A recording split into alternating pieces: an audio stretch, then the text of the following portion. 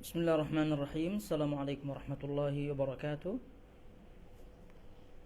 Alhamdulillahirabbil alamin wassalatu wassalamu ala asyrafil anbiya'i wal mursalin nabiyina Muhammadin wa ala alihi wa sahbihi wa man tabi'ahum bi ihsanin ila yaumiddin. Amma ba'd. Ayyuhal ikhwatal akhawat, jamaah semua yang dirahmati Allah Azza wa Jalla. Alhamdulillah, senantiasa kita bersyukur kepada Allah Azza wa Jalla atas nikmat-nikmatnya, dan di antara nikmat yang tentunya kita rasakan pada hari ini yaitu kita diberikan taufiknya untuk mengikuti dan mendengarkan kajian rutin kita, dan semoga Allah Subhanahu wa taala menjadikan apa yang kita ikuti dan apa yang kita lakukan pada hari ini termasuk amal soleh yang diterimanya di sisinya dan menjadi pemberat tentunya dalam al-mizan kita semua nanti pada hari akhirat.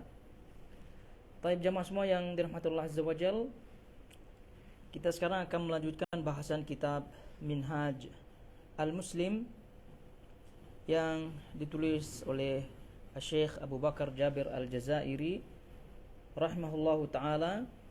Dan sekarang kita akan membuka bab baru atau pasal baru dalam bahasan ini, yaitu bab yang ke-13 atau pasal yang ke-13 berkaitan dengan ziarah ke Masjid Nabawi dan mengucapkan salam kepada Nabi di kuburannya yang mulia. Dan itu yang disebut dalam buku terjemahnya, dan silahkan yang memiliki buku terjemahannya kitab Minhaj Al-Muslim ini cetakan Darul Haq di halaman 733. Jadi kita langsung saja membacakan terjemahnya untuk memudahkan mengikuti daripada kajian ini. Nah, taib. Jadi disebut di situ pasal ke-13, ziarah ke Masjid Nabawi dan mengucapkan salam kepada Nabi SAW di kuburannya yang mulia. Tentu bahasan ini sangat-sangat sesuai ya, karena bahasan ini setelah dibahasnya haji dan umrah. Dan kita ketahui bersama bahwa seseorang yang pergi ke Mekah Madinah dengan tujuan haji tentunya itu tidak terluput dari tempat ini, yaitu Masjid An-Nabawi, kemudian sebelumnya Masjid Al-Haram. Dan itu sangat-sangat bertepatan bahasanya kalau membahas tentang ziarah. Nah, jadi ini ibaratnya kalau boleh dibilang ini sebagai satu paket ya, yaitu umrah dengan juga al-hajj. Dan kalau kita melihat kembali dalam bahasan sebelumnya, umrah itu sendiri dalam bahasa Arab maknanya adalah ziarah. Jadi oleh itu sangat-sangat tepat sekali bahasan atau pasal ke-13, bab yang ke-13 ini setelah dibahas haji dan umrah. Taib. Jadi jamaah semua yang dirahmati Allah Azza wa Jalla, ziarah ini tentunya bagian daripada ibadah. Karena kalau kita melihat di apa yang beliau sebutkan di sini, dan juga berdasarkan hadis-hadis Nabi alaihi salatu wasallam, bahwa menziarahi Masjid Nabawi itu sendiri adalah hal ibadah. Dan itu yang disebutkan oleh Nabi alaihi salatu wasallam, la tushaddur rihal illa ila thalathati masajid, al-masjidil haram wa masjidi hadha wa masjidi al-aqsa. Tidak boleh berperjalanan atau memaksakan diri untuk berperjalanan jauh kecuali menuju 3 masjid, Masjidil Haram, masjidku ini yaitu Masjid Nabawi, kemudian Masjid Al-Aqsa. Nah, dari hadis ini diketahui bahwa Masjid Nabawi itu sendiri itu menziarahnya itu sendiri adalah bernilai ibadah. Artinya memaksudkan atau meniatkan jauh-jauh ya dari negeri kita atau jauh-jauh dari Mekah, kalau Mekah terlebih dahulu berziarah ke Masjid Nabawi itu tak masalah berdasarkan hadis yang tadi. Namun di sini dibahas oleh para ulama, banyak dibahas bahwa banyak terjadi kerancuannya dalam pemahaman sebagian kaum muslimin, bahwa mereka mencampur adukan antara ibadah pada asalnya atau yang memiliki asal pada ibadah tersebut dengan yang lainnya. Ya, contoh saja berziarah ke makam Nabi SAW dan juga ziarah ke makam dua sahabat beliau di sampingnya, yaitu Abu Bakar As-Siddiq, kemudian Umar bin Khattab radhiyallahu ta'ala anhu. Ini berbeda ya, kalau kita melihat ziarah ke Masjid Nabawi itu sendiri adalah ibadah. Sehingga kalau seseorang berziarah atau meniatkan, bermaksud pergi ke 3 masjid ini pada khususnya, dan terlebih lagi Masjid Nabawi, itu pada dasarnya itu sudah bernilai ibadah. Datang jauh-jauh dari Nusantara misalnya, dari Indonesia lah, itu memang sengaja pergi ke Madinah dulu gitu kan, untuk ziarah ke masjid Nabi SAW. Dan juga tambahannya kan di situ ada nilai pahalanya 1000 kali lipat ya, nilai pahala sholat di situ. Nah, ini juga menambah nilai atau menambah dalil bahwasanya berziarah ke Masjid Nabawi itu sendiri itu sudah bernilai ibadah. Artinya dia adalah ibadah tersendiri, itu poinnya. Ibadah tersendiri, berdiri sendiri. Nah, lain halnya dengan ziarah kubur ya, lain halnya dengan ziarah kubur makam Nabi misalnya di dalam masjid. Maka keliru kalau ada orang yang datang jauh ya dari Indonesia misalnya, atau Malaysia atau Singapura, ya Nusantara lah gitu, kawasan itu, datang jauh dengan niat khusus untuk berziarah kubur atau makam Nabi SAW. Ini tidak demikian. Oleh karena itu, kalau terjadi perjalanan jauh ya, maka kata para ulama dikhususkan pada 3 tempat saja. Dan ini sesuai dengan hadis Nabi SAW ini. Jadi perlu diperhatikan supaya tidak rancu pemahamannya. Jadi kita ulangi, ziarah Masjid Nabi SAW itu adalah ibadah tersendiri. Ibadah tersendiri, dan sekali lagi dibolehkan berdasarkan hadis ini, dibolehkan untuk berperjalanan jauh menujunya.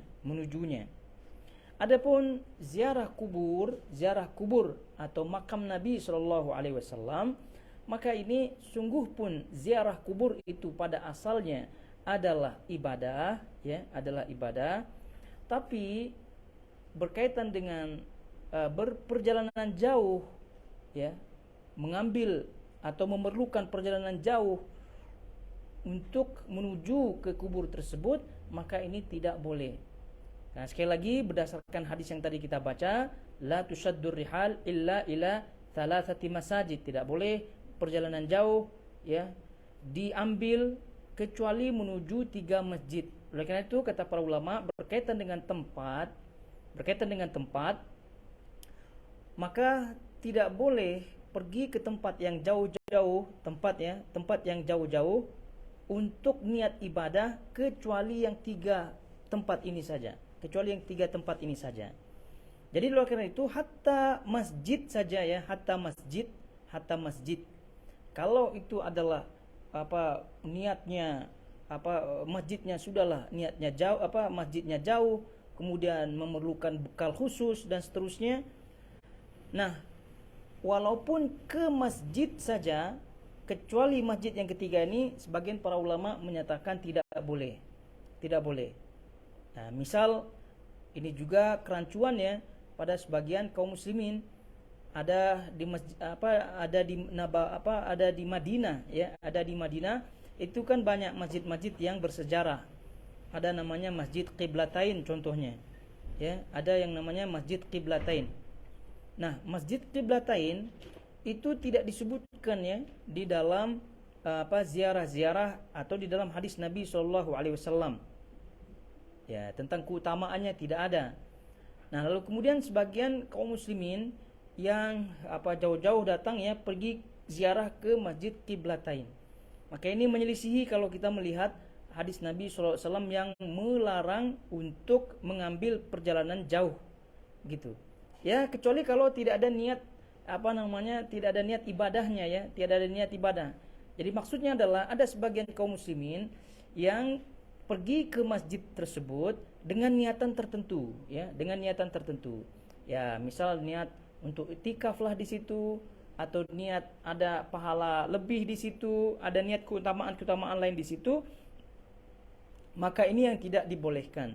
Sekali lagi ini yang tidak dibolehkan. Jadi ziarah kubur sekali lagi itu boleh. Namun untuk dia harus jauh-jauh datang ke sana mengambil perjalanan berbekal dan seterusnya, maka ini tidak boleh. Oleh karena itu jamaah semua yang dirahmati Allah Azza wa Jal, ini perlu dipahami ya dengan seksama bahwa disebutkan oleh para ulama ziaratul qabrin Nabi, ziarah makam Nabi dan juga makam kedua sahabatnya di Masjid Nabawi itu bukan semata-mata karena makamnya ya, karena makamnya. Tidak, tapi di situ asalnya adalah ziarah Masjid Nabawi. Asalnya adalah ziarah Masjid Nabawi. Jadi ketika orang itu udah sampai ke Masjid Nabawi, kan sudah ada tuh kubur Nabi, sudah ada. Kemudian juga ada di sampingnya sedikit itu Masjid Quba. Nah, oleh karena sudah dekat, maka disebutlah ziarah makam Nabi, ziarah makam syuhada atau ziarah baqi di situ. Jadi sekali lagi ziarah kubur, baik itu kubur Nabi Shallallahu Alaihi Wasallam, makam Nabi, dan juga baqi, itu masuk dalam keumuman hadis ziarah kubur. Nah, kemudian disebutkan oleh para ulama karena memang orang itu sudah ada di Masjid Nabawi. Jadi Masjid Nabawinya terlebih dahulu, barulah kemudian ziarah-ziarah yang lain. Jangan dibalikkan, kuburnya terlebih dahulu diniatkan, ya baru diniatkan masjidnya. Ini yang keliru. Dan juga perlu diketahui kata para ulama bahwa yang disebutkan dalam nasnya untuk diziarahi setelah kita datang di Madinah, ya setelah kita datang di Madinah adalah beberapa tempat saja. Jadi tidak semua tempat. Mana di antaranya, dan nanti akan beliau sebutkan di sini tentu penulis rahimahullahu taala, di antaranya ya tentu Masjid Nabawi ya. Lalu kemudian karena sudah dekat di situ ya kubur atau makam Nabi sallallahu alaihi wasallam, kemudian Abu Bakar dan juga Umar. Lalu kemudian kubur atau pemakaman Baqi', karena sudah ada di situ dekat, dan juga ribuan sahabat Nabi sallallahu alaihi wasallam ada di situ.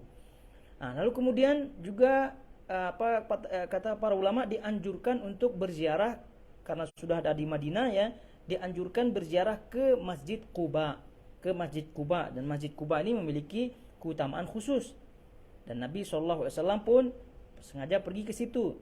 Lalu kemudian kata para ulama juga diantaranya adalah menziarahi makam syuhada Uhud, makam para orang-orang yang meninggal mati syahid di Uhud, yaitu di kawasan Uhud. Itu saja. Adapun selainnya itu tidak disebutkan anjurannya oleh para ulama.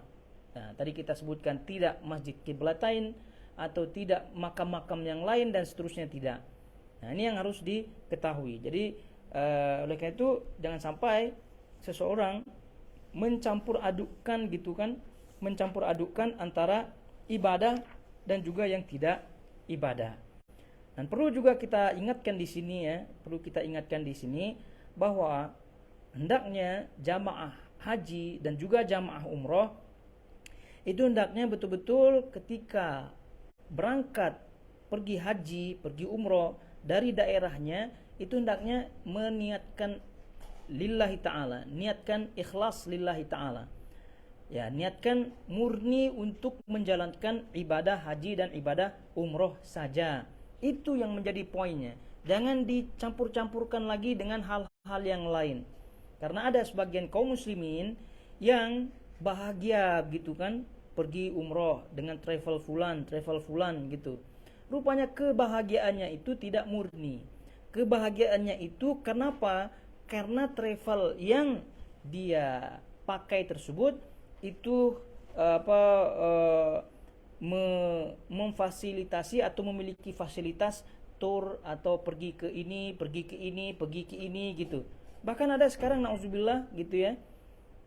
Sebagian gitu ada travel, walau alam nih betul apa tidak, tapi ada sebagian berita yang menawarkan travelnya, kalau pakai travelnya ini ada salah satu promonya gitu, setelah umroh pergi ke Riyadh, tentu jamaah semua kan paham ya, jauh ya antara Mekah ke Riyadh itu ya. Itu untuk apa?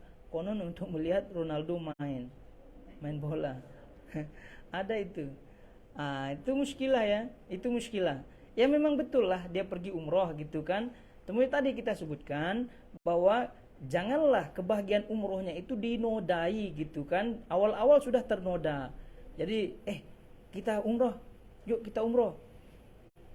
Bahagia umroh. Kenapa? Ya sambilan kita nonton bola lah gitu. Atau pergi ke sana lah, pergi sana. Itu makanya tadi kita sebutin, kita nasihatkan jangan sampai demikian.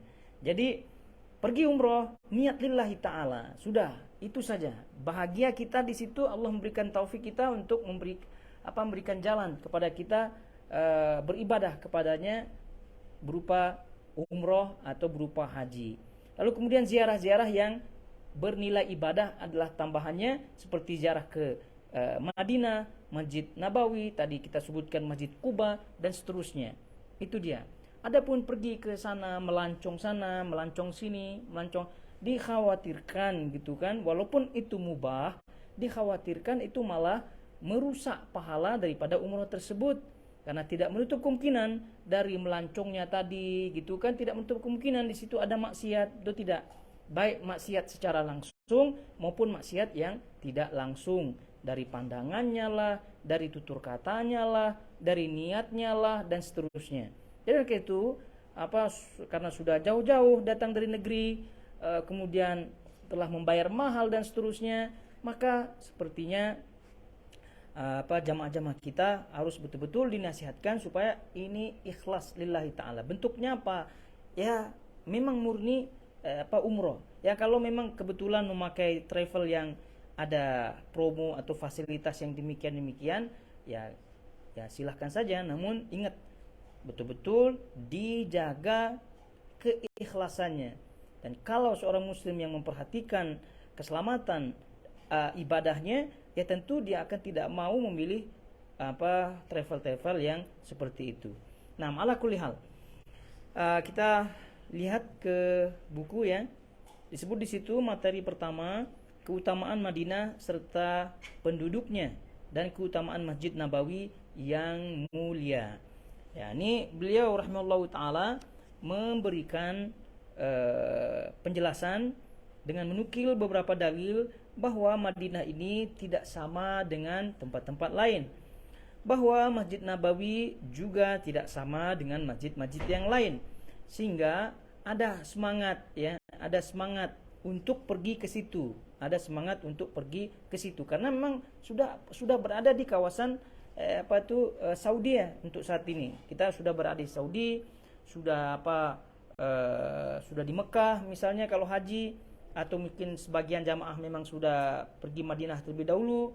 Jadi oleh itu mengetahui keutamaan-keutamaannya, ya tentu lebih meyakinkan dan lebih menyayangi, ya sesuai dengan pepatah ya, tak kenal maka tak sayang.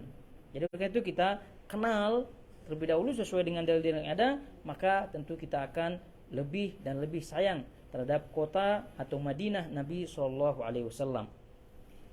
Tapi kita baca saja kata beliau di sini, keutamaan Madinah Madinah adalah tempat tinggal Rasulullah SAW, negeri hijrahnya dan tempat turunnya wahyu. Rasulullah SAW telah mengharamkannya bagi non-muslim sebagaimana Nabi Ibrahim telah mengharamkan Makkah al-Mukarramah. Nabi SAW bersabda, Allahumma inna Ibrahim harrama Makkata wa ana uharrimu ma baina labbataiha. Ya Allah, sesungguhnya Nabi Ibrahim telah mengharamkan Mekah dan aku mengharamkan daerah yang ada di antara kedua bukit bebatuan hitam, yaitu Madinah.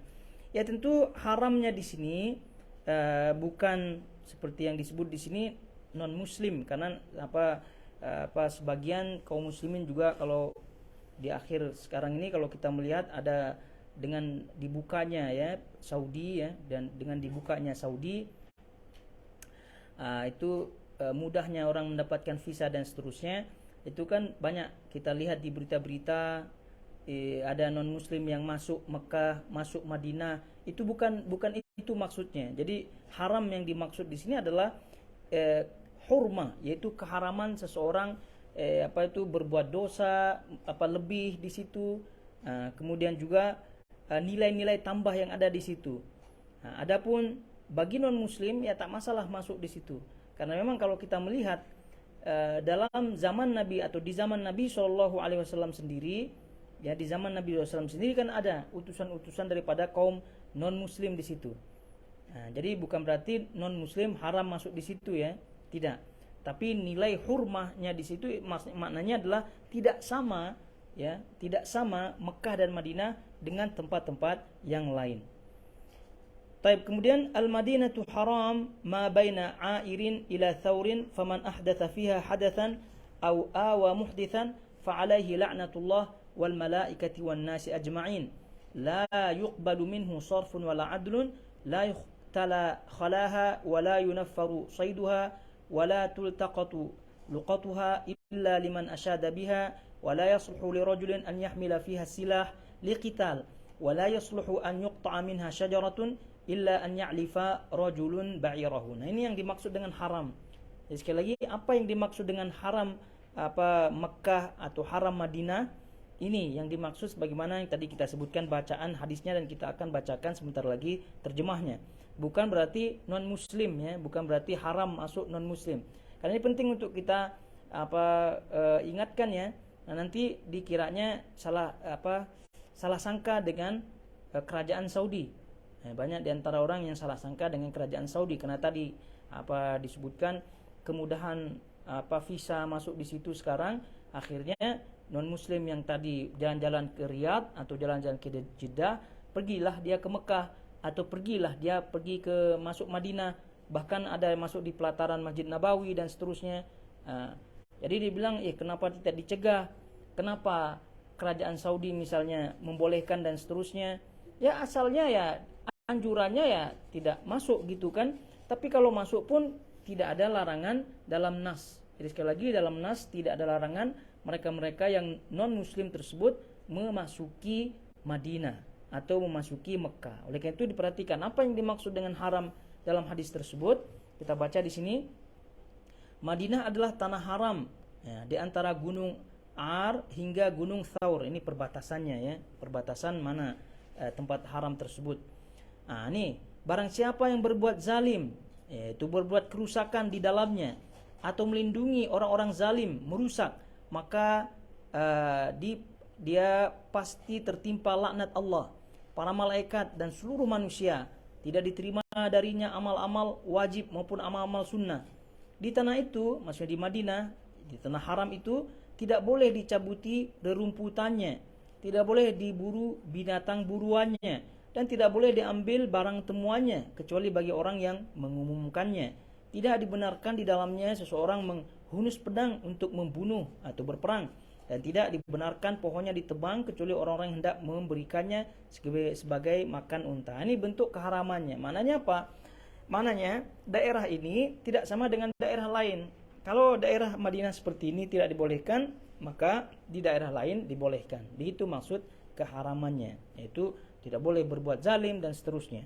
Nah, jadi artinya berbuat zalim di tempat lain tetap tidak dibolehkan ya.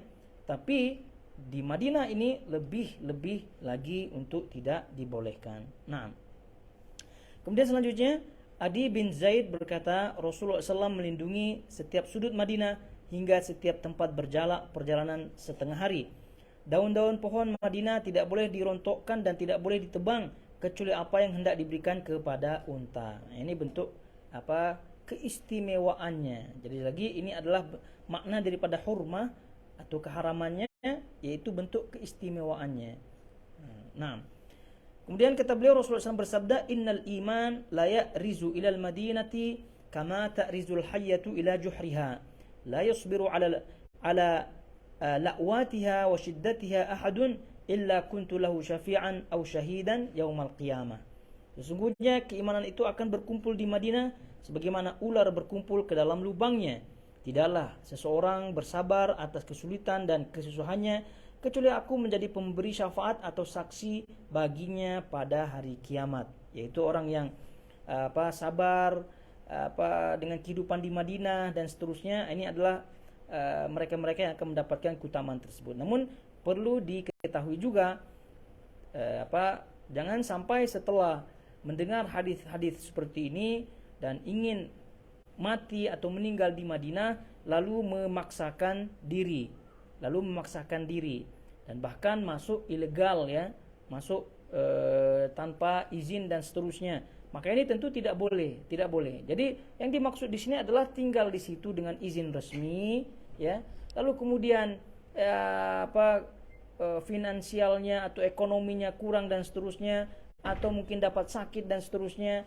Maka ini yang dimaksud. Adapun sengaja pergi ke situ, ya, tanpa izin resmi, lalu kemudian berdalil dengan hadis ini, ya tak masalah dikejar-kejar oleh polisi di situ, dan lalu kemudian bersembunyi dengan sakit-sakit di situ, yang penting sabar atas itu semua, lalu kemudian harapannya mati di situ. Ini tentu keliru pemahamannya. Jadi sekali lagi, hukum yang ada di Saudi saat ini juga kita hormati, dan itu adalah merupakan hak mereka, dan hak itu pun harus kita jalani. Apabila tidak diberikan izin, maka ya sudah, maknanya kita tidak berhak untuk tinggal di situ. Dan apabila kita tidak ada kesempatan di situ, ya Allah Maha tahu atas niat-niat hambanya yang ingin mencapai keutamaan tersebut namun tidak tercapai. Nah, kemudian kata beliau di sini, man istata'a minkum an yamuta bil madinati falyaf'al fa inni ashhadu liman mata biha. Barang siapa di antara kalian yang bisa mati di Madinah, hendaklah ia lakukan, karena sesungguhnya aku bersaksi bagi yang mati di sana. Ini juga seperti tadi, ini hadisnya sahih, ya. Namun sekali lagi, jangan sampai ada unsur paksaan. Ya, apalagi sengaja pergi haji tua-tua gitu kan, untuk niatnya meninggal di situ. Ini juga keliru niatnya. Padahal haji itu kan harus disegerakan, jangan sampai ditunda-tunda. Ya, kecuali kalau memang qadarullah, waktu masa tuanya itulah Allah takdirkan untuk berhaji lalu kemudian meninggal di situ, ya. Memang keutamaan yang diberikan Allah Subhanahu wa taala kepadanya. Kemudian kata beliau, innamal madinatu kalkir tanfi khabathaha wa yansa'u tayyibuha. Sesungguhnya Madinah itu laksana alat peniup api yang menghilangkan hal-hal yang buruk, menghilangkan kemaksiatan, kefasikan dan kemunafikan, dan memurnikan hal-hal yang baik. Maknanya nanti di akhir zaman, ya, itu semua akan dikeluarkan. Semua yang bentuknya maksiat, kekufuran, apalagi bid'ah dan seterusnya, itu semua akan keluar. Sehingga yang akan tinggal di situ hanyalah orang-orang yang betul-betul murni beriman. Al-Madinatu khairun lahum law kanu ya'lamun la yad'uha ahadun raghbatan anha illa abdallahu fiha man huwa khairun minhu wa la yathbutu ahadun ala la'watiha wa juhdiha illa kuntu lahu syafi'an aw syahidan yaumal qiyamah. Madinah adalah baik bagi mereka jika mereka mengetahui tidaklah seorang meninggalkan Madinah karena benci terhadapnya, melainkan pasti Allah menggantikan padanya Madinah orang yang lebih baik darinya, yaitu daripada orang tersebut yang meninggalkan Madinah, yang menganggap Madinah buruk. Dan tidaklah seorang tabah terhadap kesulitan kesusahannya, melainkan aku akan menjadi pemberi syafaat atau saksi baginya pada hari kiamat. Ya, tentu ini bagi, sekali lagi, sebagaimana penjelasan tadi bagi mereka yang sah tinggalnya di situ lalu kemudian mendapatkan kesulitan-kesulitan. Nah, taib, ini keutamaan Madinah secara umum. Sekarang keutamaan penduduk Madinah. Nah, keutamaan penduduk dan jamaah semua, Bapak Ibu semuanya ya, yang pernah pergi umroh atau agak lama di situ, yang pernah pergi ke Mekah, pernah pergi ke Madinah, itu memang agak terasa ya, agak terasa sifat-sifat daripada penduduk Mekah dan Madinah, perbedaannya itu agak terasa memang. Ya kalau kita rasakan Mekah itu agak kasar sedikit ya, beda dengan Madinah, dan bawaannya lembut dan seterusnya. Jadi oleh karena itu di sini disebutkan penduduk Madinah adalah para tetangga Rasulullah yang memakmurkan masjidnya, penduduk negerinya yang terikat dalam kesuciannya, yang terlindungi dengan perlindungannya. Jika mereka konsisten dan berbuat baik, istiqomah ya, maka mereka menjadi manusia yang paling terhormat, paling mulia statusnya, wajib dihormati dan dimuliakan, serta wajib dicintai dan loyal terhadap mereka, yaitu penduduk Madinah, ya tentu yang istiqomah. Rasulullah SAW memperingatkan orang-orang yang menyakiti mereka dengan hadisnya, la yakidu ahlal madinati ahadun illa in ma'a kama yanma'u al-milhu fil ma'. Tidaklah seorang memperdayai, menipu ya penduduk Madinah kecuali ia akan melebur seperti meleburnya garam dalam air. Nah, ini tentu keistimewaan mereka ya. La yuridu ahadun ahlal madinati bisu illa adzabahu Allahu finnar dzaubar rasas atau dzaubal milhi fil ma'. Tidaklah seorang menghendaki keburukan terhadap penduduk Madinah kecuali Allah akan melelehkannya di dalam neraka seperti melelehnya timah atau melelehnya garam dalam air. Oleh karena itu kita tidak boleh sembarangan di Madinah dan seterusnya. Rasulullah SAW pun telah mendoakan keberkahan pada rezeki mereka sebagai tanda cinta pada mereka dan penghormatan terhadap mereka. Beliau berdoa untuk mereka penduduk Madinah, Allahumma barik lahum fi mikyalihim wa barik lahum fi sa'ihim wa muddihim. Ya Allah, berkahilah pada timbangan mereka, berkahilah pada so' dan mud mereka, yaitu alat timbang mereka dalam perniagaan dan seterusnya. Ini menunjukkan doa Nabi SAW agar mereka mendapatkan rezeki yang berkah. Beliau juga berwasiat kepada umatnya secara umum untuk berbuat baik terhadap mereka, sebagaimana sabda Nabi SAW, al-madinatu muhajiri fiha madja'i wa minha mab'athi haqiqun ala ummati hifdhu jirani ma lam yartakibul kabair wa man hafizahum kuntu lahu syafi'an wa syahidan yaumal qiyamah. Ini walaupun hadisnya dhaif ya, namun ya maknanya sahih ya. Karena apa? Karena maknanya janganlah kita menyakiti atau berbuat zalim di Madinah. Kata beliau di sini, Madinah adalah tempat hijrahku, di sanalah tempat tidurku, dan dari sanalah aku dibangkitkan. Merupakan suatu keharusan bagi umatku untuk menjaga para tetanggaku selama mereka tidak melakukan dosa-dosa besar. Barang siapa yang menjaga mereka, maka aku akan menjadi pemberi syafaat dan saksi baginya pada hari kiamat. Namun keterangannya di sini, hadisnya ini dhaif. Nah, tapi cukuplah hadis-hadis yang terdahulu yang kita baca sebagai dalil tentang keutamaan Madinah dan juga keutamaan penduduk Madinah. Baik. Setelah kita membaca keutamaan Madinah, tanah Madinah ya secara umum, lalu kemudian orang-orang yang di dalamnya, penduduknya, lalu kemudian beliau menukilkan kepada kita dalil-dalil tentang keutamaan Masjid Nabawi yang mulia. Maka inilah cukup bagi kita untuk lebih dan lebih lagi menyayangi Madinah dan bersemangat tentunya untuk pergi ke Madinah, khususnya ketika umroh ya, dan juga haji tentunya. Baik, kata beliau di sini keutamaan Masjid Nabawi yang mulia.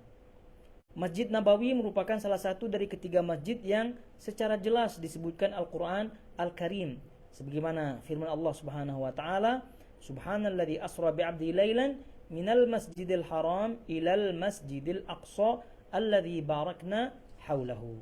Maha suci Allah yang telah memperjalankan hambanya pada suatu malam dari Masjidil Haram ke Masjidil Aqsa yang telah kami berkahi sekelilingnya. Lalu kemudian mana ini Masjid Nabawi? Kan tidak disebut di sini.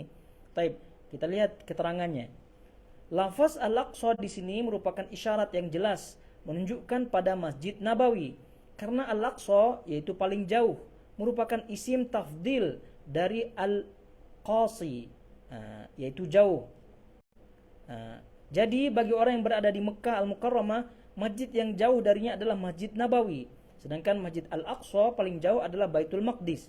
Jadi penyebutan Masjid Nabawi tercakup di dalam penyebutan kedua masjid tersebut, yaitu Masjidil Haram dan Al-Aqsa, karena ketika turunnya ayat yang mulia ini Masjid Nabawi belum ada. Kemudian tentang keutamanya beliau telah menjelaskan dalam sabdanya. Taib.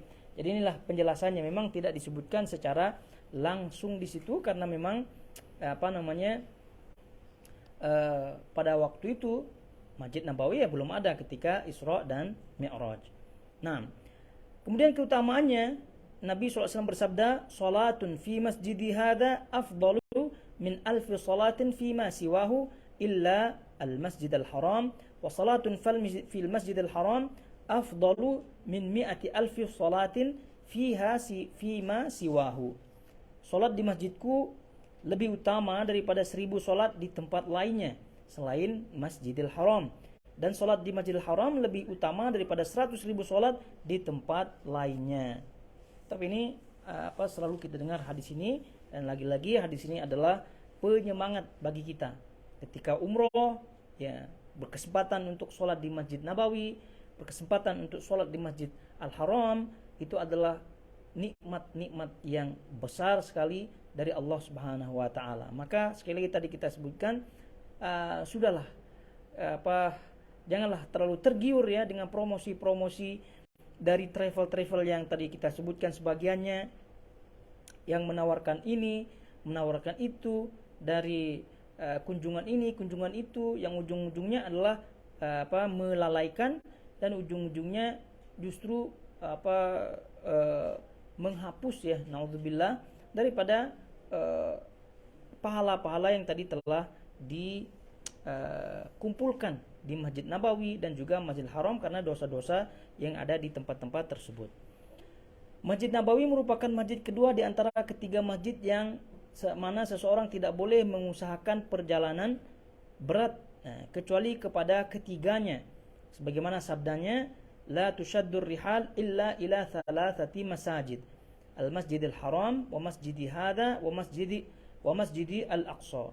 Tidak boleh perjalanan dipaksakan kecuali menuju 3 masjid, Masjidil Haram, masjidku ini, dan Masjid Aqsa. Tadi dah kita sebutkan di awal, maknanya masjid ini adalah, atau tempat ini, 3 tempat ini, yaitu 3 masjid ini adalah 3 masjid yang dikhususkan oleh Allah Subhanahu wa taala, atau yang diperbolehkan oleh Allah Subhanahu wa taala untuk kita mengadakan perjalanan jauh dalam rangka niat ibadah, Oleh karena itu, kalau kita pergi ke masjid, misal tadi kita sebutkan masjid manalah gitu, semata-mata ingin iktikaf di situ karena menganggap ada nilai khusus di situ, maka ini yang tidak dibolehkan. Apalagi kubur ya, Memang ziaratul kubur itu boleh, tapi untuk pergi ke situ jauh-jauh, ini yang tidak dibolehkan. Begitu juga dengan masjid, pergi ke masjid boleh, tapi pergi ke masjid yang jauh-jauh dengan niat ada keutamaan khusus, maka ini tidak dibolehkan. Lalu bagaimana kalau misalnya pergi ke masjid jauh ya, tapi dengan niatan ingin mendengar imamnya gitu, karena imamnya bacaannya merdu, bacaannya baik gitu. Ini tak masalah ya, karena ada imamnya di situ yang baik bacaannya, yang bagus, indah bacaannya, tak masalah. Yang jadi masalah adalah berniat khusus bahwasanya di masjid tersebut ada keistimewaan sendiri yang akan mendapatkan pahala di situ. Ya, seperti tadi iktikaf di situ, baca Quran di situ, ya. Karena apa? Karena dia meyakini ada keistimewaannya. Dan itu sekali lagi tidak dibolehkan. Kemudian Masjid Nabawi memiliki kelebihan yang tidak dimiliki oleh masjid-masjid lainnya, yaitu raudhah yang mulia sebagaimana disebutkan dalam sabda Rasulullah SAW, ma baina baiti wa mimbari raudhatun min riyadil jannah. Di antara rumahku dan mimbarku terdapat sebuah taman di antara taman-taman surga. Dan Raudhah ini tentu masyhur ya di kalangan orang yang sudah pergi umroh, pergi ke Masjid Nabawi yang karpetnya lain sendiri, warna hijau. Itulah dia Raudhah yang sebagaimana kata Nabi SAW di sini.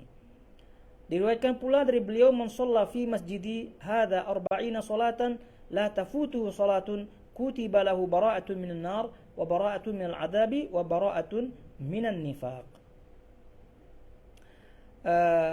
Karena barang siapa yang sholat di masjidku ini 40 sholat yang mana ia tidak pernah ketinggalan sholat fardu, maka akan dituliskan baginya kebebasan dari api neraka, kebebasan dari azab, dan kebebasan dari kemunafikan. Karena itu menziarahi Masjid Nabawi untuk sholat di dalamnya merupakan bentuk taqarrub, di mana seorang muslim bisa tawassul dengan amalannya kepada Robnya untuk memohon pemenuhan kebutuhannya, hajatnya, dan meraih ridhonya. Jadi hadis-hadis yang ada cukup banyak tentang sholat atau keutamaan sholat di situ. Oleh karena itu pergi ke Masjid Nabawi untuk sholat di situ, ini adalah niat yang paling baik ya, dan perbanyak sholat di situ karena tadi kita sebutkan nilainya adalah alfu sholatin, 1000 sholat ibaratnya atau nilainya, dan itu sangat-sangat luar biasa. Kemudian selanjutnya materi kedua, ziarah ke Masjid Nabawi dan mengucapkan salam kepada Rasulullah dan kedua sahabatnya. Ya, tadi kita sebutkan ini ziarah ke Masjid Nabawi dan mengucapkan salam kepada Rasulullah dan kedua sahabatnya. Kenapa? Karena masjid atau kuburannya itu ya berada di situ ya, berada di situ. Walaupun tidak termasuk masjid, tapi memang berada di kompleksnya di situ. Oleh karena itu, ketika seorang itu berziarah ke Masjid Nabawi, maka dianjurkan pergi ke kuburan atau makam daripada Nabi SAW dan juga Abu Bakar dan Umar. Kata beliau rahimahullah ta'ala, karena menziarahi Masjid Nabawi merupakan ibadah, dan ini telah diterangkan tadi, maka diperlukan niat sebagaimana ibadah-ibadah lainnya, karena semua amal itu harus dengan niat. Hendaknya, kata beliau, seorang muslim berniat menziarahi Masjid Nabawi untuk sholat di dalamnya, untuk mendekatkan diri kepada Allah sebagai wujud ketaatan dan kecintaannya kepadanya. Ketika sampai di masjid dalam keadaan telah bersuci, hendaknya mendahulukan kaki kanannya itu ketika masuk. Demikian yang disunahkan saat memasuki masjid sambil mengucapkan. Jadi sekali lagi kita diingatkan oleh beliau bahwa niatnya harus lurus ya. Pergi ke Masjid Nabawi, niatnya adalah untuk sholat di situ ya, untuk sholat di situ, mendapatkan keutamaan sholat di situ. Lalu kemudian jangan pernah niatkan terlebih dahulu untuk ziarah Nabi. Nah, itu maknanya ziarah kubur ya, ini keliru. Ziarah niatnya adalah ziarah, pergi ke masjidnya terlebih dahulu. Sholat di situ untuk mendapatkan pahala yang banyak di situ untuk sholat. Nah, baru kemudian ya niatnya lihat kubur Nabi SAW untuk ziarah di situ. Ini jangan pernah ditukar-tukar. Kemudian karena Masjid Nabawi adalah masjid hukumnya adalah seperti masjid-masjid yang lain, maka adab-adab kita ketika masuk, ketika keluar, ketika di dalamnya itu pun sama dengan adab dan adab ketika kita berada di masjid-masjid yang lainnya.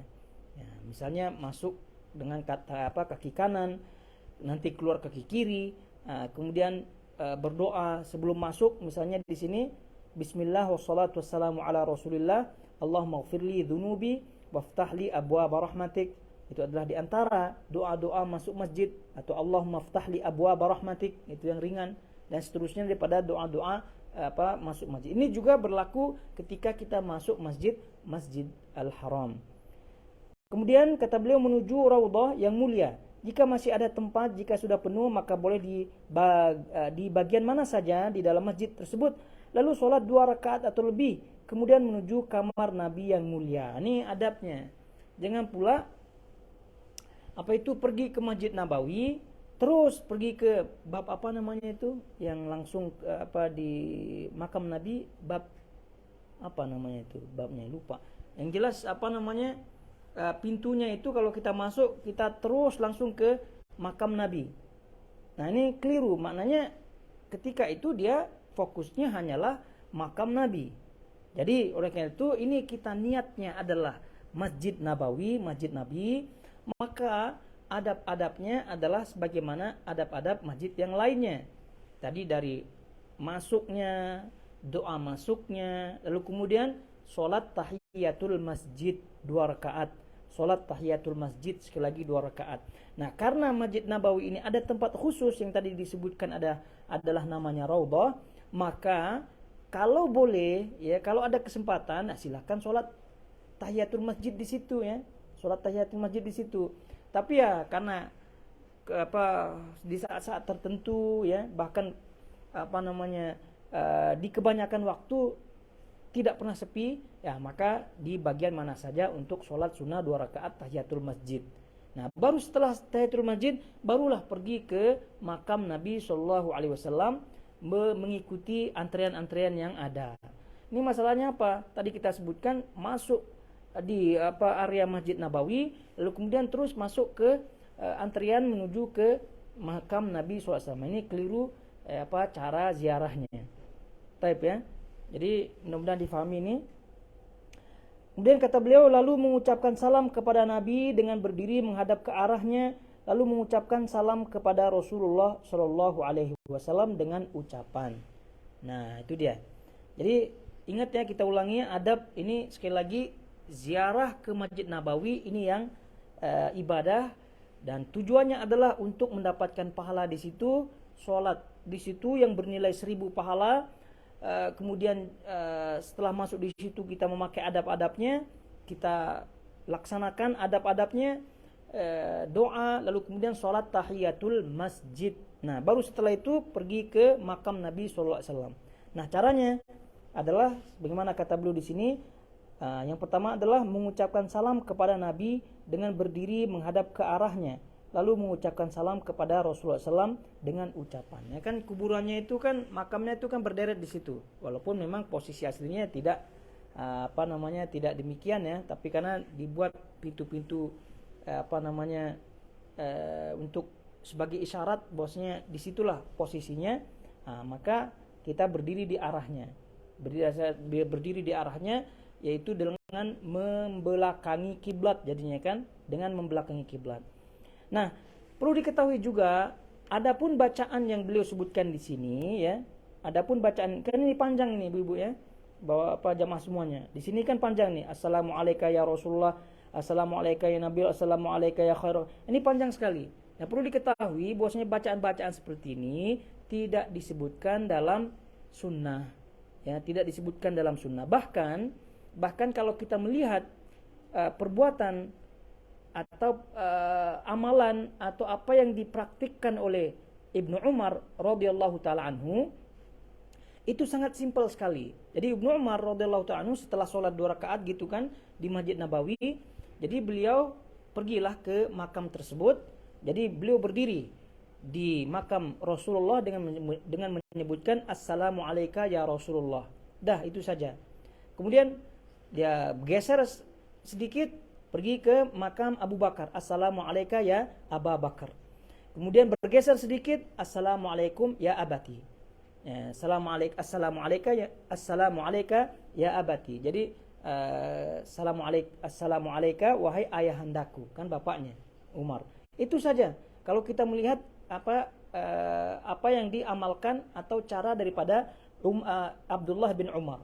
Oleh itu kata para ulama, doa-doa seperti ini ya, ucapan-ucapan seperti ini tidaklah salah ya, tidak salah-salah karena lafaz-lafaznya benar semua ya, kecuali kalau lafaz-lafaznya mengandung kesyirikan ya, mengandung kesyirikan. Maknanya apa?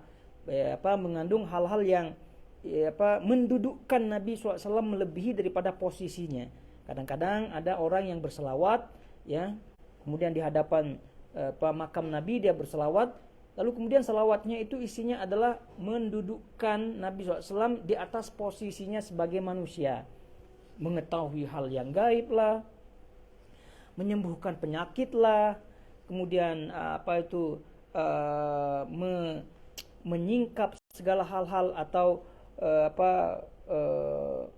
memudahkan segala urusan lah, itu kan semua adalah hak Allah Subhanahu wa taala. Maka ini kalau ditujukan kepada Nabi dengan lafaz apapun, dengan dibungkus apapun, dibungkus selawat lah, dibungkus doa lah, itu semua adalah kesyirikan dan ini tidak boleh. Tapi lafaz-lafaz yang selama lafaznya itu tidak mengandung kesyirikan, lafaznya itu pujian, lafaznya itu doa, maka ini tak masalah.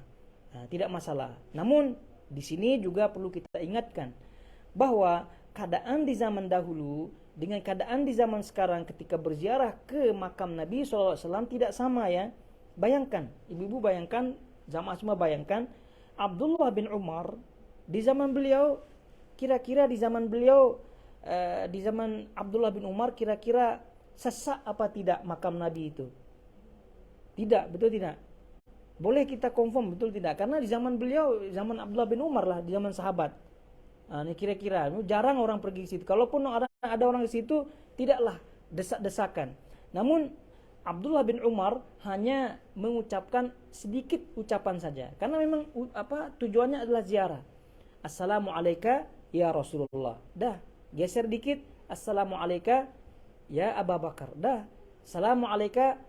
Kalau kita sekarang tidaklah kita sebutkan ya abati ya, atau ya abata. Tidaklah kita sebutkan ayahanda kita, tidak. Tapi ya kita sebutkan Assalamu alayka ya Umar gitu. Kalau kita. Nah, bayangkan Abdullah bin Umar saja simple gitu kan. Ya, karena tujuannya cepat. Nah, apalagi kita di zaman sekarang dan juga para ulama kita mewanti-wanti ya, mengingatkan kepada kita jangan sampai berdesak-desakan di situ. Oleh karena itu di tempat itu usahakan secepat mungkin gitu kan. Jadi oleh karena itu salam yang paling tepat ya, melihat keadaan, melihat situasi dan kondisi, maka salam yang paling bagus adalah seperti Abdullah bin Umar tadi, yaitu singkat, padat, jelas, betul tidak? Assalamu alayka ya Rasulullah, Assalamu alayka ya Abu Bakar, Assalamu alayka ya Umar. Dah, kalau itu semua diamalkan oleh kaum muslimin, maka insya Allah tidak ada sesak-sesak di situ, betul tidak? Ini masalahnya apa? Memanglah tadi kita sebutkan, para ulama menyebutkan, tidaklah salah doa-doa yang ini, cuma panjang gitu kan? Panjang. Jadi ini kalau ibu-ibu atau jamaah semua perhatikan nih. Assalamualaikum ya Rasulullah, assalamualaikum ya Nabi, assalamualaikum ya khair khalqillah, assalamualaikum ayuhan Nabi warahmatullah, asyhadu an la. Ini belum lagi kalau dia berusaha hafal, hilang-hilang hafalannya, betul tidak? Belum lagi kalau dia tengok handphonenya pun, kadang-kadang ketika dia baca doa ada miss call, ulang lagi gitu. Kadang-kadang mati baterainya. Pinjam handphone kawan yang di sampingnya. Gimana tidak desak-desakan? Akhirnya apa? Ya sudah, terjadilah seperti yang banyak kita sebutkan, banyak fakta yang kita lihat di situ. Itu kalau akibat desakannya karena panjangnya doa. Ini masih ya salah teknis lah gitu kan. Tapi memang ada juga sebagian jamaah gitu ya, yang memang niatnya memang lain di situ. Niatnya ambil berkah di situ gitu kan, sehingga menempelkan badan di situ, sehingga ada sebagian ruku di situ, ada yang memang bersemedi di situ dengan niat-niatnya yang lain gitu. Bayangkan ibu-ibu semuanya, jamaah semuanya, akhirnya ya terjadilah yang seperti yang kita lihat, fenomena yang memang kesehariannya di situ terjadi. Kasihan di situ penjaga-penjaga di situ. Haji gitu kan katanya. Kasihan. Jadi kayak itu harus dengan ilmu. Jadi dengan membaca keterangan-keterangan para ulama seperti ini, itu hendaknya kita mengambil pelajarannya, kemudian mengamalkannya. Jadi kalau kita semua dengan ilmu, maka insyaallah taala ibadah-ibadah semua akan terlaksana dengan lancar insyaallah taala. Taib. Jadi doa ini sekali lagi ini adalah doa yang disebutkan oleh para ulama, namun sekali lagi ya cukup simpel-simpel saja karena memandang situasi dan kondisi. Taib. Kemudian kata beliau bergeser sedikit ke sebelah kanan lalu mengucapkan salam kepada Abu Bakar As-Siddiq. Assalamu alayka ya Abu Bakar As-Siddiq, Safiyya Rasulillah wa sahibahu fil ghar, jazakallahu an ummati Rasulillah khaira. Semoga kesejahteraan dilimpahkan kepadamu wahai Abu Bakar, sahabat karib, sahabat dekat Rasulullah SAW dan sahabatnya. di Gua Thur. Semoga Allah membalasmu dengan kebaikan karena jasamu pada umat Rasul. Nah, ini kalau sudah lancar gitu ya seperti bacaan Al-Fatihah gitu ya. Ya, ketika berada di depan makam Abu Bakar ya mungkin cepat gitu ya. Assalamualaikum ya Abu Bakar gitu. Sofia Rasulullah. Ya boleh-boleh saja. Cuma masalahnya tadi dah terbata-bata gitu kan. Dah lah lupa-lupa, udah lama tidak ke situ jadi murojaah pun jarang, lupa di tengah di situ. Buka-buka handphone pun doa seperti ini jarang, tidak ada. Mana tempat saya gitu? Rupanya di buku terjemahan Minhajul Muslim. Pula buku terjemahan Muslim ini ciptakan Darul Haq. Tidaklah dibawa. Tanya kawannya pun kawannya lupa. Jadi diskusi di situ di makamnya. Jadi gimana? Jadi orang pun sesak nafas dibuat nunggunya orang tuh. Jadi orang itu jangan seperti itu. Jadi orang itu kalau udah demikian ya simple saja. Oleh karena itu cukup assalamualaikum ya Aba Bakar. Udah simple dah. Gitu. Kemudian bergeser sedikit lagi ke sebelah kanan lalu mengucapkan salam kepada Umar dengan mengucapkan assalamualaikum ya Umar al-Faruqu wa rahmatullahi wa barakatuh. Jazakallahu an ummati Muhammadin khaira. Gitu. Ini pun sama juga. Jadi sekali lagi lafaz-lafaz ini adalah lafaz-lafaz tambahan yang disebutkan oleh para ulama, memang maknanya benar, ya, tapi tidak ada dalam sunnah. Oleh karena itu tidak ada keutamaan tersendiri kalau tidak ada keutamaan sendiri kalau kita mengucapkannya, kemudian tidak ada keutamaan sendiri kalau kita tidak mengucapkannya. Jadi oleh karena itu malahan kita dianjurkan untuk yang simpel-simpel saja, memandang kondisi dan keadaan situasi pada waktu itu. Maka oleh itu cukuplah sebut assalamualaikum ya Rasulullah. Assalamualaikum ya Abu Bakar. Assalamualaikum ya Umar. Nah, tambahan lagi yang menjadi pelik permasalahannya, menjadi min ashkalil masyakil muskilah, yang menjadi muskilah tambah lagi adalah apa? Dibukanya poket atau kantongnya gitu kan, rupanya ada selembaran-sembaran yang mana selembaran-sembaran tersebut atau lembaran tersebut berisi titipan salam. Gitu nih masalah nih. Jadi sebelum dia pergi gitu kan, kawan-kawannya titip salam nanti ya kepada Rasulullah ya, titip salam nanti ya kepada Abu Bakar ya, titip salam kepada Umar. Di listnya namanya itu di satu lembaran kertas, ditaruhnya kertas itu di kantongnya, lalu kemudian tepat-tepat di depan Rasul dibukalah kantong itu, kemudian dibukanya lembaran itu, listnya puluhan orang-orang yang mengirimkan salam gitu kan. Mau dibacakan satu-satu, ya Rasul fulan kirim salam kepada Rasul fulan. Ini menambah kesesakan jamaah lagi. Itu dia. Itu macam-macam hal ihwal gitu yang terjadi di situ. Ini karena apa? Karena kekurangan ilmu. Padahal untuk salam kepada Rasul itu tidak perlu ke situ. Cukup dengan salawat kepada beliau, dimanapun saja kita berada, salawat kita akan sampai kepada beliau gitu. Masalahnya adalah yang titip salam dan yang dititipkan salam sama-sama jahil. Itu dia. Baik. Dengan demikian telah selesailah ziarah seorang muslim pada Masjid Nabawi yang mulia. Ya, kenapa? Karena geser kanan, udah langsung ke pintu keluar gitu kan. Setelah itu ia bisa pergi atau boleh juga tinggal. Hanya saja tinggal di Madinah untuk sholat di Masjid Rasulullah SAW lebih utama. Apalagi telah disebutkan anjuran untuk melaksanakan 40 sholat di Masjid Nabawi yang mulia. Yaitu tetap di situ i'tikaf di situ, sholat di situ, baca Quran di situ. Kemudian apalagi alhamdulillah sekarang ada kajian-kajian ustaz-ustaz Indonesia di situ. Silakan ikuti. Jangan pula merajalela di situ, jalan-jalan maksudnya. Ya. Udahlah, happy dia keluar dari makam itu udah happy dah. Happynya apa? Mana gitu toko-toko yang harus dia ziarahi ke berikutnya gitu kan. Itu masalah. Taib. Selanjutnya adalah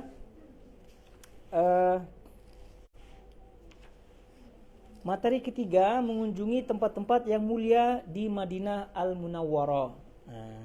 Tempat-tempat yang mulia yang dianjurkan untuk diziarahi.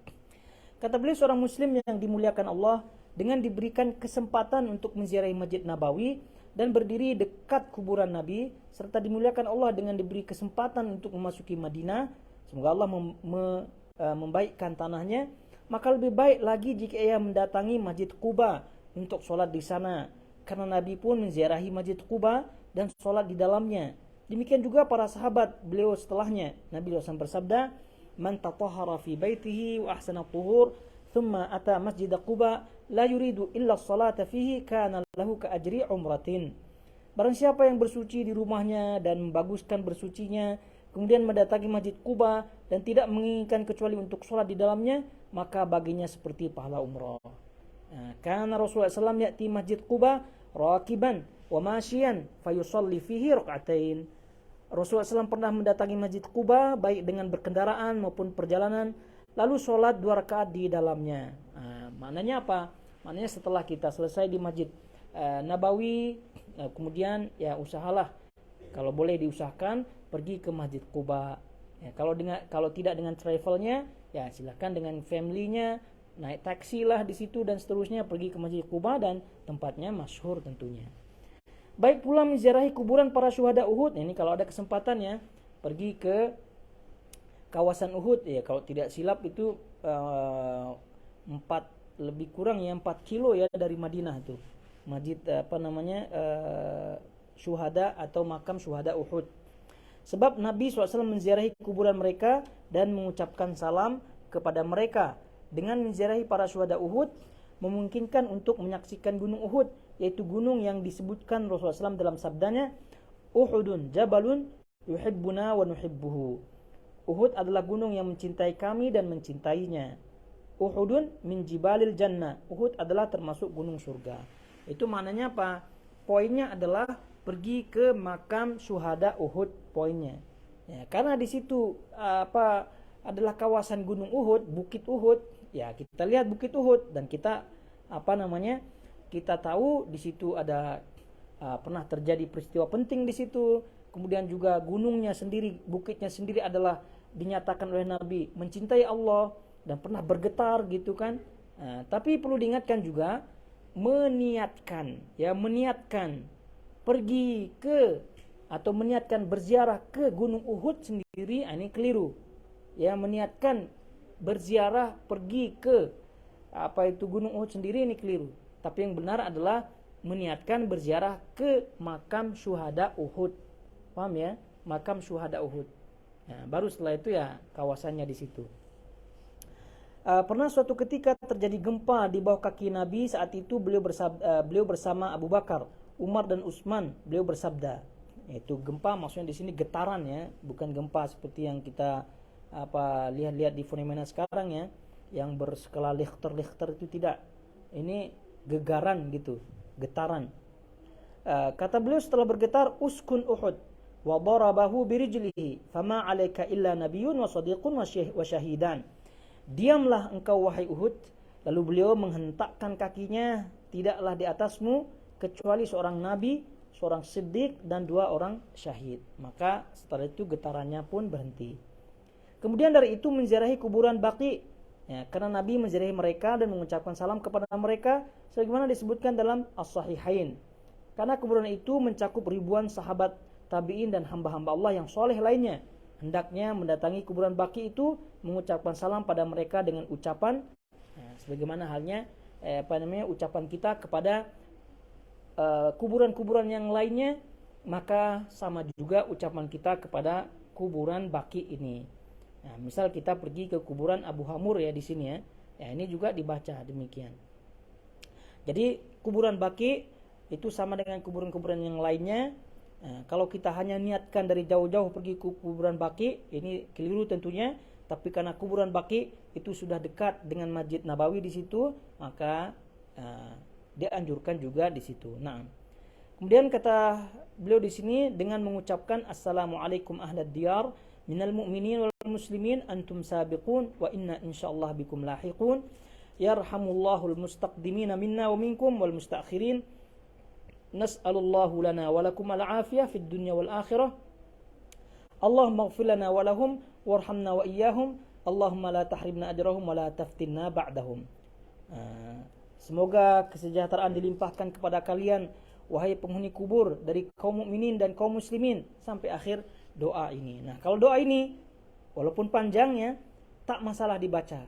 Dan ini adalah doa daripada Nabi SAW. Silahkan dibaca, dan juga kemungkinan untuk berjejalan pun tidak, ya. Tidak seperti halnya ketika berziarah makam Nabi SAW. Nah, jamaah semua yang dirahmati Allah Azza wa Jalla, selesai kita daripada pembahasan pasal yang ke-13 atau bab yang ke-13 ini, dan juga selesai juga rangkaian bahasan kita tentang haji dan umroh yang dilengkapi dengan bahasan ziarah yang tadi kita bacakan. Maka insyaallah kita akan lanjut pada bahasan atau bab berikutnya pada pertemuan-pertemuan yang akan datang biidznillah taala. Dengan ini kita cukupkan. Wassallallahu ala nabiyina Muhammad wa ala alihi wa sahbihi wasallam. Wassalamualaikum warahmatullahi wabarakatuh. Taibah, di situ ada pertanyaannya di WhatsApp. Pertanyaannya, Assalamualaikum Pak Ustaz Isnin, maaf bertanya di luar tema. Pertanyaannya itu, jika dizalimi oleh orang kafir jadi agak emosi, akhirnya dalam hati sampai terucap celakalah dia, apakah itu saya berdosa? Bagaimana menyikapinya? Tidak, ya. Tidak. Jadi orang yang dizalimi, ya, orang yang dizalimi itu kan boleh mengambil hak-haknya, yaitu dengan membalasnya dan seterusnya. Adapun sebagaimana kalau yang disebutkan dalam pertanyaannya terucap dalam hatinya, maka ini tak masalah. Jadi mendoakan orang yang zalim, yang telah menzalimi kita, itu tidak berdosa, ya, tidak berdosa. Namun yang paling utama adalah memaafkan tentunya. Tapi kalau kita membahas dosa apa tidak, maka tidak berdosa seorang mendoakan keburukan kepada yang menzaliminya. Ini apalagi dalam hati, maka ini tak berdosa. Kemudian ada yang hutang orang kafir, tidak bisa bayar karena keadaan ekonomi yang tidak memungkinkan. Ditagih hutang tidak bisa bayar, bagaimana sikap saya? Ya, sikapnya ya, kalau memang hutangnya tersebut kira-kira bisa diikhlaskan, ya, dimaafkan atau bisa dibebaskan, ya, itu yang tentu yang paling utama. Karena berbuat baik kepada sesama manusia, entah itu muslim atau non muslim, ini tetap, ya, diberikan pahala. Jadi Allah Subhanahu wa taala itu telah menyebutkan, dan juga Nabi SAW menyebutkan keutamaan orang yang membebaskan orang daripada hutang, dan ini tidak terbatas dari agama seorang itu, apakah muslim apa. Ya tentu lebih utama orang muslim, ya. Tapi karena kasusnya ini adalah non muslim, maka tak masalah. Jadi kalau sekira bisa dimaafkan atau dibebaskan, maka silahkan dibebaskan. Ya, kalau sekira tidak bisa, ya ditagih-tagih tidak bisa juga, ya nanti urusannya di akhirat. Baik, selesai. Kemudian selanjutnya ini ada kasus begini. Ada seorang anak perempuan hasil zina. Ibunya tetap dinikahi waktu dia hamil, dan setelah 2 tahun menikah orang tuanya bercerai. Anak hasil zina ini menikah 8 tahun yang lalu. Dari keluarga perempuan sudah menyerahkan wali nikah kepada pihak KUA. Keluarga laki-laki tidak terima karena alasan bapak kandungnya masih hidup. Tapi keluarga pihak laki-laki ini memang tidak tahu perihal anak hasil zina ini, dan pihak keluarga perempuan tidak menceritakan karena dianggap itu aib. Akhirnya untuk menghindari perselisihan dan batalnya pernikahan, bapak biologisnya tetap yang menjadi wali nikah. Sedangkan keluarga perempuan paham kalau status pernikahan itu tidak sah dan pernikahannya adalah zina. Sudah 8 tahun berjalan pernikahan seperti kasus di atas. Jadi kasus-kasus seperti ini, ya, itu lebih baiknya, ada baiknya, ya, untuk diselesaikan di KUA, ya, setempat, ya, karena ini sudah mengarah kepada urusan pribadi, kemudian juga yang menyangkut banyak pihak. Jadi kita sarankan untuk pergi ke KUA, kemudian ya tentu sebelumnya berdiskusi, bertanya dengan seksama kepada ustadz yang diakui ilmunya, yaitu ustadz setempat, ya, diakui di situ. Jadi oleh karena itu pertanyaan-pertanyaan seperti ini, ya, kita pending saja, ya, pending saja. Nah, kemudian selanjutnya nih, Assalamualaikum Ustaz, semoga Allah Ta'ala menjaga. Nah, semoga kita semua dijaga Allah. Tanya, kalau Madinah ada banyak burung-burung dan anak-anak kecil yang mengejar, kita termasuk zalim mengingat Madinah adalah tanah haram. Ya kalau sekedar mengejar-ngejarnya, memain-mainkannya, ya tak masalah. Ya, tidak masalah. Nah, tidak termasuk zalim insyaallah.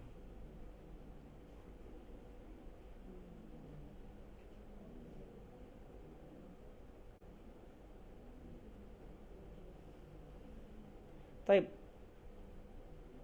Selesai kita dari pertanyaan-pertanyaan ada, maka